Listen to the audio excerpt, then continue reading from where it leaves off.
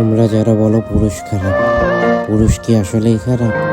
না জন্ম থেকে পুরুষ খারাপ হয়, নাকি শিক্ষার অভাবে পুরুষ খারাপ হয়ে যায়, নাকি এই সমাজ একজন বিগলিত পুরুষ সৃষ্টির কারণ?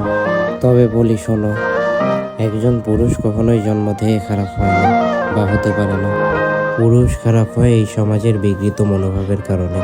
পুরুষ খারাপ হয় তার পরিবারের কাছে হাজারো অবহেলা, অপমান ও প্রিয়জনদের কাছে প্রতারিত হওয়ার কারণে। পুরুষ খারাপ হয় তার দারিদ্রতায় হাজারো ইচ্ছা পূরণ না হওয়ার কারণে। যখন একজন ছেলের জীবনে দারিদ্রতা, পরিবারের অবহেলা, অপমান ও প্রিয়জনদের কাছে প্রতারিত হওয়া এগুলো একের পর এক ঘটে যায়, তখন সে তার চিন্তাভাবনাকে পরিবর্তন করতে বাধ্য হয়।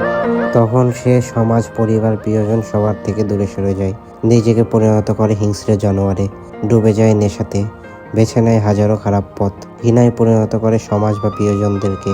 এভাবেই খারাপ পুরুষের জন্ম হয়। পুরুষ জন্ম থেকে কখনোই খারাপ নয়।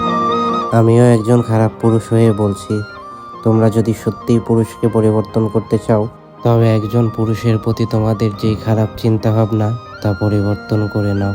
অবহেলা, অপমান ও প্রতারণা না করে পুরুষের পাশে দাঁড়াও, দেখবে সেই খারাপ পুরুষেরও পরিবর্তন ঘটবে। যদি তোমরা ভালোবাসা থেকে বঞ্চিত পুরুষকে আপন করে নিতে না পারো, তার পাশে দাঁড়াতে না পারো, তবে কখনো বলতে এসো না পুরুষ মানেই খারাপ। কারণ কোনো এক পুরুষ দ্বারাই তোমার জন্ম হয়েছিল, সে তোমার পিতৃদাতা বাপ। ভবিষ্যতেও কোনো পুরুষই হবে তোমার স্বামী বা সন্তান।